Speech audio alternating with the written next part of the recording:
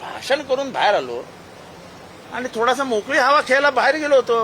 हा मालाच मारण्यासाठी आले होते हे सगळे. त्याला कोणी केलं? घेतलंच ना सगळं. हे बोला ना, हे बोला, जोरात बोला, परत जोरात बोला. हल्ला कोणी केला?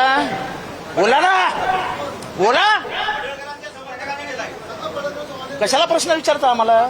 तुमच्यात बोलण्याची हिंमत नाही तर प्रश्न कशाला विचारता आम्हाला? सांगा कोणी केला? जोरात बोला. बस झालं, अख्ख्या महाराष्ट्राला समजलं कोणी हल्ला केला. जर तुम्ही विधानसभेमध्ये गुंडांना प्रवेश देणार असाल आणि ते हल्ले करणार असतील तर आमचेच जीव सुरक्षित नाही आहेत. मी स्वतः ट्विट टाकलंय, मला आई बहिणीवरनं शिव्या दिल्या आहेत, तुला मारून टाकू, कुत्रा, डुक्कर, काय अजून काय काय लिहिलंय, काय चालू आहे काय विधानसभेत?